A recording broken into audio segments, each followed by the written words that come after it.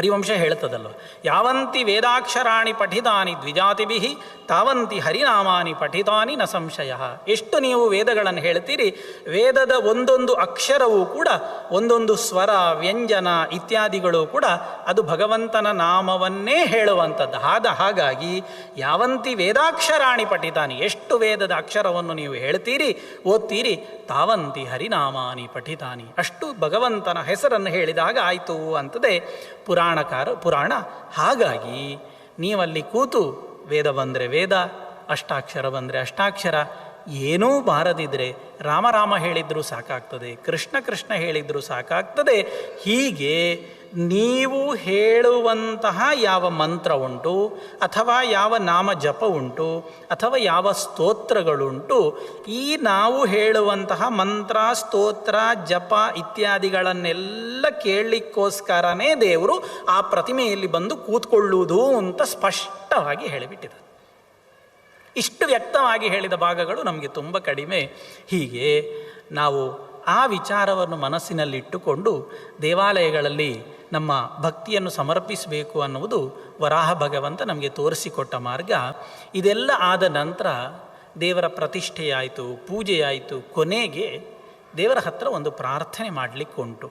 ಇದು ಪುರಾಣಕಾರರು ಅವರ ಹೃದಯದಲ್ಲಿರುವ ಆಶಯವನ್ನು ನಮಗೆ ತೋರಿಸಿಕೊಟ್ಟದ್ದು. ನಮ್ಮ ಮನೆ ಇರಬಹುದು, ಒಂದು ದೇವಾಲಯ ಇರಬಹುದು, ಒಂದು ಮಠ ಇರಬಹುದು. ನಮ್ಮ ಮನೆಯಲ್ಲೇ ತಗೊಳ್ಳಿ, ಸೂಕ್ಷ್ಮವಾಗಿ ಗಮನಿಸಿ. ಒಂದು ಸಣ್ಣ ಪೂಜೆ, ಒಂದು ಗಣಪತಿ ಹೋಮ ಆಯಿತು, ಒಂದು ಸತ್ಯನಾರಾಯಣ ಪೂಜೆ ಆಯಿತು, ಏನೋ ಒಂದು ಸಣ್ಣ ಪೂಜೆ ಆಗ್ತದೆ, ದೊಡ್ಡದು ಬಿಡಿ, ಸಣ್ಣ ಪೂಜೆ ಆಯಿತು. ಎಲ್ಲ ಪೂಜೆ ಆದ ನಂತರ ಅಲ್ಲಿಗೆ ಬಂದಂತಹ ಪುರೋಹಿತರು, ಅರ್ಚಕರು ಹೇಳುವಂತಹ ಮಂತ್ರವನ್ನು ಗಮನಿಸಿ, ಸ್ವಸ್ತಿ ಪ್ರಜಾಭ್ಯ ಪರಿಪಾಲಯಂತಾಂ ನ್ಯಾಯೇನ ಮಾರ್ಗೇಣ ಮಹೀಂ ಮಹಿಷಾ, ಇಂತಹ ಎಲ್ಲ ಮಂತ್ರ. ಕಾಲೇ ವರ್ಷತು ಪರ್ಜನ್ಯ ಪೃಥಿವೀ ಸಸ್ಯಶಾಲಿನಿ ದೇಶೋಯಂ ಕ್ಷೋಭರಹಿತ ಸಜ್ಜನಾ ಸಂತು ನಿರ್ಭಯಾ ಹೇಳ್ತಾರೆ. ಮಾಡಿದ ಪೂಜೆ ನಾನು, ಖರ್ಚಾದದ್ದು ನನ್ನ ಹಣ, ಪ್ರಾರ್ಥನೆ ಮಾಡುವುದೇನು? ಸ್ವಸ್ತಿ ಪ್ರಜಾಭ್ಯ, ಎಲ್ಲ ಜನರಿಗೆ ಒಳ್ಳೆಯದಾಗಲಿ, ನಮ್ಮ ದೇಶವನ್ನು ಆಳುವಂತಹ ಜನಗಳು ಒಳ್ಳೆಯ ಬುದ್ಧಿಯಿಂದ ದೇಶದ ಸಂರಕ್ಷಣೆಯನ್ನು ಮಾಡಲಿ, ಗೋವುಗಳಿಗೆ, ಜ್ಞಾನಿಗಳಿಗೆ ಮಾಡಿದಂತಹ ಪೂಜೆಯಿಂದ ಒಳ್ಳೆಯದಾಗಲಿ. ಕಾಲೇ ವರ್ಷತು ಪರ್ಜನ್ಯ, ನಾನು ಮಾಡಿದ ಪೂಜೆಯಿಂದಾಗಿ ಕಾಲಕಾಲಕ್ಕೆ ಸರಿಯಾಗಿ ಮಳೆಯಾಗಲಿ. ಕಾಲೇ ವರ್ಷತು ಪರ್ಜನ್ಯ, ಆ ಮಳೆಯಿಂದಾಗಿ ಪೃಥಿವೀ ಸಸ್ಯಶಾಲಿನಿ, ಪೃಥಿವಿಯಲ್ಲಿ ಬೇಕಾದಂತಹ ಒಳ್ಳೆ ಸಸ್ಯ ಸಮೃದ್ಧಿ ನೆಲೆ ನಿಲ್ಲಿ. ಪೃಥಿವೀ ಸಸ್ಯಶಾಲಿನಿ. ದೇಶೋಯಂ ಕ್ಷೋಭರಹಿತ, ದೇಶದಲ್ಲಿ ಯಾವುದೇ ಕ್ಷೋಭೆಗಳು ಉಂಟಾಗಬಾರದು, ವಿಷಮ ಪರಿಸ್ಥಿತಿ ಬರಬಾರದು. ಸಜ್ಜನಾ ಸಂತು ನಿರ್ಭಯ, ಸಜ್ಜನರೆಲ್ಲ ನೆಮ್ಮದಿಯಿಂದ ಬದುಕುವ ವಾತಾವರಣ ನನ್ನ ದೇಶದಲ್ಲಿ ಉಂಟಾಗಲಿ ದೇವರೇ ಅನ್ನುವಂತಹ ಪ್ರಾರ್ಥನೆ ನಾನು ನನ್ನ ಖರ್ಚಿನಿಂದ ನನ್ನ ಮನೆಯಲ್ಲಿ ಮಾಡುವಂತಹ ಪೂಜೆಯಲ್ಲೂ ಹೇಳುವಂತಹ ಮಂತ್ರ. ಇಷ್ಟು ದೊಡ್ಡ ವಿಶಾಲ ಭಾವನೆಯನ್ನು ನಮಗೆ ನಿತ್ಯ ನಾವು ಹೇಳ್ತೇವೆ. ಕೆಲವೊಮ್ಮೆ ಅರ್ಥ ಮರ್ತಿರ್ಬೋದು, ಕೆಲವೊಮ್ಮೆ ನೆನಪಿರ್ಬೋದು, ಬೇರೆ ವಿಚಾರ. ಅಂತೂ ನಾವೆಲ್ಲ ನಿತ್ಯ ಹೇಳ್ತೇವೆ. ಈ ಒಂದು ಅನುಸಂಧಾನದ ಕಲ್ಪನೆಯನ್ನು ನಮಗೆ ಕೊಟ್ಟಂಥದ್ದು ಪುರಾಣಗಳು. ಈ ವರಾಹ ಪುರಾಣದಲ್ಲಿ ಅದೇ ಅರ್ಥದ ಸ್ವಲ್ಪ ಬೇರೆ ಮಂತ್ರಗಳನ್ನು ಹೇಳ್ತಾನೆ, ಆ ಶಾಂತಿ ಮಂತ್ರಗಳನ್ನು. ಎಷ್ಟು ಸುಂದರವಾಗಿ ಉಂಟು ನೋಡಿ. ಆ ಪುರಾಣದ ಭಾಷೆಯೂ ಹಾಗೆ, ಅದಕ್ಕೆ ಅರ್ಥ ಹೇಳಬೇಕು ಅಂತಿಲ್ಲ, ನಾವು ಕೇಳ್ತಾ ಹೋದ ಹಾಗೆ ಅರ್ಥ ಆಗ್ತದೆ. ರಾಜ್ಞಃ ಸರಾಷ್ಟ್ರಸ್ಯ ಚ ಜ್ಞಾನಿನಾಂಚ ಬಾಲೇಷು ವೃದ್ಧೇಷು ಗವಾಂಗಣೇಷು ಕನ್ಯಾಸು ಶಾಂತಿಂಚ ಪತಿವ್ರತಾಸು ರೋಗಾಃ ವಿನಶ್ಯಂತು ಚ ಸರ್ವತಶ್ಚ ಕೃಷೀವಲಾನಾಂಚ ಕೃಷಿ ಸದಾ ಸ್ಯಾತ್ ಸುಭಿಕ್ಷಯುಕ್ತಾಶ್ಚ ಸದಾ ಹಿ ಲೋಕಾಃ ಕಾಲೇಸು ವೃಷ್ಟಿ ಭವಿತಾಚ ಶಾಂತಿ. ಎಷ್ಟು ಸುಂದರ ಮಂತ್ರ ನೋಡಿ. ಇದಕ್ಕೆ ಅರ್ಥ ಬೇಕು ಅಂತಲೇ ಇಲ್ಲ, ಕೇಳ್ತಾ ಇದ್ದ ಹಾಗೆ ಆ ಮಂತ್ರಗಳು ನಮ್ಮ ಮನಸ್ಸಿನಲ್ಲಿ ಕೂತು ಬಿಡ್ತದೆ. ರಾಜ್ಞಃ ಸ ರಾಷ್ಟ್ರಸ್ಯ, ಈ ದೇಶವನ್ನು ಆಳ್ಲಿಕ್ಕೊಬ್ಬ ದೊರೆ ಅಂತ ಇರ್ತಾನೆ, ಅವನಿಗೆ ಒಳ್ಳೆಯದಾಗಬೇಕು, ಮುಖ್ಯ ಅದಲ್ವ. ಅಲ್ಲಿ ಮೇಲೆ ಕೂತವರಿಗೆ ಒಳ್ಳೆ ಬುದ್ಧಿ ಇಲ್ಲದೆ ಹೋದರೆ ನಾವು ಇಲ್ಲಿ ಏನು ಮಾಡಿದರೂ ಪ್ರಯೋಜನಕ್ಕೆ ಬರುವುದಿಲ್ಲ. ಹಾಗಾಗಿ ರಾಜ್ಞಃ ಸರಾಷ್ಟ್ರಸ್ಯ, ಆ ತುತ್ತ ತುದಿಯಲ್ಲಿ ಕೂತಂತಹ ಮಹಾರಾಜನಿಗೆ, ಆ ದೇಶವನ್ನು ಆಳುವಂತಹ ಹಿರಿಯ ವ್ಯಕ್ತಿಗೆ ಅವನಿಗೆ ಒಳ್ಳೆಯದಾಗಬೇಕು. ಅವನಿಗೊಬ್ಬನಿಗೆ ಒಳ್ಳೆಯದಾದರೆ ಸಾಕಾಗುವುದಿಲ್ಲ, ಅವನ ಜೊತೆಯಲ್ಲಿ ಕೆಲಸ ಮಾಡುವಂತಹ ಅನೇಕ ಜ್ಞಾನಿಗಳಿದ್ದಾರೆ, ತಿಳುವಳಿಕೆಯವರಿದ್ದಾರೆ, ಅವರೆಲ್ಲರಿಗೂ ಕೂಡ ಒಳ್ಳೆಯದಾಗಬೇಕು. ಅದರ ಜೊತೆಯಲ್ಲಿ ಎಷ್ಟೋ ಜನ ಸಣ್ಣ ಸಣ್ಣ ಮಕ್ಕಳಿದ್ದಾರೆ, ವಯಸ್ಸಾದವರಿದ್ದಾರೆ, ಹೆಣ್ಮಕ್ಕಳಿದ್ದಾರೆ, ದನಗಳಿದ್ದಾರೆ, ಪತಿವ್ರತೆಯರಿದ್ದಾರೆ, ಇವರೆಲ್ಲರಿಗೂ ಕೂಡ ಸನ್ಮಾರ್ಗದಲ್ಲಿ ಹೋಗುವಂಥವರಿಗೆಲ್ಲ ಒಳ್ಳೆಯದಾಗಲಿ ಅನ್ನುವಂತಹ ಪ್ರಾರ್ಥನೆ.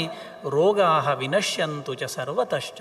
ಬೇರೆ ಬೇರೆ ರೋಗಗಳು ನಮ್ಮನ್ನು ಬಾಧಿಸ್ತವೆ, ಆ ಎಲ್ಲ ರೋಗಗಳು ಪರಿಹಾರ ಆಗಲಿ. ಇದು ಯಾವಾಗ ಮಾಡುವುದು ಪ್ರಾರ್ಥನೆ ಅಂತಂದರೆ, ಆಗ ಹೇಳಿದಂತಹ ಪ್ರತಿಷ್ಠಾದಿ ಕ್ರಿಯೆಗಳನ್ನೆಲ್ಲ ಮಾಡಿ ಪ್ರತಿಷ್ಠೆ ಮಾಡಿದ ಆಚಾರ್ಯ ಆ ಪ್ರತಿಮೆಯ ಮುಂದೆ, ಪೂಜೆ ಮಾಡಿದ ವ್ಯಕ್ತಿ ತನ್ನ ಅರ್ಚ್ಯಬಿಂಬದ ಮುಂದುಗಡೆ ನಿಂತು ಭಕ್ತಿಯಿಂದ ಕೈ ಮುಗಿದು ಮಾಡುವಂತಹ ಪ್ರಾರ್ಥನೆ. ರೋಗ ವಿನಶ್ಯಂತು ಚ ಸರ್ವತಷ್ಟ. ಎಲ್ಲ ರೋಗಗಳು ನಾಶ ಆಗಲಿ. ಕೃಷಿವಲಾನಾಂಚ ಕೃಷಿ ಸದಾ ಸ್ಯಾತ್. ನಾವು ಇವತ್ತು ನೋಡ್ತೇವೆ, ಕೃಷಿಕರು ಅಂತ ಹೇಳಿದರೆ ನಮಗೆ ವೋಟ್ ಬ್ಯಾಂಕ್ ಆಗಿ ಹೋಗಿದೆ. ಅವರಿಗೆ ನಿಜವಾಗಿ ಬೇಕಾದ್ದೇನು ಅದು ಯಾರೂ ಕೊಡುವುದಿಲ್ಲ. ಆದರೆ ಈ ಪ್ರಾಮಾಣಿಕವಾಗಿ ಅವರಿಗೆ ಒಳ್ಳೆಯದಾಗಬೇಕು ಅನ್ನುವಂತಹ ಮೊದಲ ಪ್ರಜ್ಞೆಯನ್ನು ನಮಗೆ ತೋರಿಸಿಕೊಟ್ಟದ್ದು ಪುರಾಣಗಳು. ಆ ಕಾಲದಲ್ಲಿಯೇ ಕೃಷಿ ಅನ್ನುವಂಥದ್ದು ನಮ್ಮ ದೇಶದ ಬೆನ್ನೆಲುಬು ಅಂತ ಅದು ಈಗಿನ ಸ್ಟೇಟ್ಮೆಂಟ್ ಅಲ್ಲ. ಇದನ್ನು ನೂರಾರು ವರ್ಷಗಳ ಹಿಂದೆ ನಮ್ಮ ಜ್ಞಾನಿಗಳು ತಿಳ್ಕೊಂಡು ಬರೆದಿಟ್ಟಿದ್ದಾರೆ. ಅದಕ್ಕೋಸ್ಕರವಾಗಿ ಬಿಸ್ನೆಸ್ ಮ್ಯಾನ್ಗಳಿಗೆ ಒಳ್ಳೆಯದಾಗಲಿ, ವಾಣಿಜ್ಯಕ್ಕೆ ಒಳ್ಳೆಯದಾಗಲಿ, ವ್ಯವಹಾರ ಮಾಡುವವರಿಗೆ ಒಳ್ಳೆಯದಾಗಲಿ ಅಂತ ಹೇಳಲಿಲ್ಲ. ಕೃಷಿವಲಾನಾಂಚ ಕೃಷಿ ಸದಾ ಸ್ಯಾತ್. ಯಾರು ಕೃಷಿಯನ್ನು ಮಾಡ್ತಾರೆ ಅವು ಮಾಡುವಂತಹ ಬೆಳೆಗೆ ಒಳ್ಳೆಯದಾಗಲಿ, ಅವನ ಪ್ರಯತ್ನಕ್ಕೆ ಫಲ ಸಿಗಲಿ. ಸುಭಿಕ್ಷಯುಕ್ತಾಶ್ಚ ಸದಾ ಹಿ ಲೋಕ. ಅವನಿಗೆ ಒಳ್ಳೆಯದಾದರೆ ಲೋಕಕ್ಕೆ ಸುಭಿಕ್ಷೆಯಾಗ್ತದೆ. ಲೋಕಕ್ಕೆ ಸುಭಿಕ್ಷೆಯಾದರೆ ಕಾಲೇ ಸುವೃಷ್ಟಿ ಭವಿತಾ ಚ ಶಾಂತಿ. ಹೀಗೆ ಇಂತಹ ಅದ್ಭುತವಾದಂತಹ ಪ್ರಾರ್ಥನೆ, ವಿಶಾಲವಾದಂತಹ ಮನಸ್ಸು, ದೊಡ್ಡ ಚಿಂತನೆ ನಮ್ಮನ್ನು ಎಲ್ಲೋ ಒಂದೊಂದು ಬಾರಿ ನಾವು ಅಲ್ಪಮತಿಗಳಾದಾಗ, ಅನ್ಯಮತಿಗಳಾದಾಗ ದಾರಿಗೆ ತರಲಿಕ್ಕೆ ಬೇಕಾದಂತಹ ಅಪೂರ್ವ ಮಂತ್ರಗಳು, ಅಪೂರ್ವ ವಿಚಾರಗಳನ್ನು ಪುರಾಣ ನಮಗೆ ಕಟ್ಟಿಕೊಟ್ಟಿದೆ ಅನ್ನುವಂಥದ್ದು ನಾವು ತಿಳ್ಕೊಳ್ಬೇಕಾದ ವಿಚಾರ. ಇನ್ನು ಮತ್ತೆ ಮುಂದುವರಿದು ಇನ್ನೊಂದು ಭಾಗವನ್ನು ಸ್ಪರ್ಶ ಮಾಡ್ತಾರೆ. ಅದು ಶ್ರಾದ್ದದ ವಿಚಾರ. ಶ್ರಾದ್ದ ಅಂತಂದರೆ ನಮ್ಮನ್ನು ಬಿಟ್ಟು ಮೃತರಾಗಿರುವಂತಹ ನಮ್ಮ ಹಿರಿಯರ ನೆನಪಿನಲ್ಲಿ ನಾವು ಮಾಡುವಂತಹ ಕೆಲಸಗಳೇನುಂಟು ಅದಕ್ಕೆ ಶ್ರಾದ್ದ ಅನ್ನುವಂಥದ್ದು ಹೆಸರು. ಇವತ್ತು ಆಗ ಹೇಳಿದ ಹಾಗೆ ಈ ದೇವರ ಪೂಜೆ ಅಥವಾ ಬಾಕಿ ಇತ್ಯಾದಿ ಕೆಲಸಗಳೆಲ್ಲವೂ ನಮಗೆ ನಿರ್ಬಂಧ ಮಾಡಲೇಬೇಕು ಅಂತಿದ್ರು. ಸುದೈವಾತ್ ಕೆಲವೊಂದು ಕೆಲಸಗಳನ್ನು ನಮ್ಮಲ್ಲಿ ಬಹುತೇಕರು ಮರೆತು ಬಿಟ್ಟರು. ಶ್ರಾದ್ದ ಇತ್ಯಾದಿಗಳನ್ನು ಖಂಡಿತವಾಗಿ ನಮ್ಮಲ್ಲಿ ತುಂಬ ಜನ ಮರಿತಾ ಇಲ್ಲ. ಶ್ರದ್ಧೆಯಿಂದ ಇವತ್ತಿಗೂ ಮಾಡ್ತಾ ಇದ್ದಾರೆ. ವಯಸ್ಸಾಯಿತು, ಕೂತ್ಕೊಳ್ಳಿಕ್ಕಾಗುವುದಿಲ್ಲ, ನಿಲ್ಲಿಕ್ಕಾಗುವುದಿಲ್ಲ, ಆದರೂ ತುಂಬ ಶ್ರದ್ಧೆಯಿಂದ ತಮ್ಮಿಂದ ಆದಷ್ಟು ಆ ಹಿರಿಯರ ಕ್ರಿಯೆಗಳನ್ನು ಮಾಡ್ತಾ ಬರ್ತಾ ಇದ್ದಾರೆ ಅನ್ನುವಂಥದ್ದು ದೊಡ್ಡ ಸಂತೋಷದ ಮತ್ತು ಸಮಾಧಾನದ ಸಂಗತಿ. ನಾನು ಅದನ್ನು ಅನೇಕ ಕಡೆಗಳಲ್ಲಿ ಗಮನಿಸಿದ್ದುಂಟು. ಅಂತಹ ಶ್ರಾದ್ದದ ಬಗ್ಗೆ ವಿಸ್ತಾರವಾದ ಅಂಶಗಳು ಅನೇಕ ಪುರಾಣಗಳಲ್ಲಿ ಬಂದಿದ್ದಾವೆ.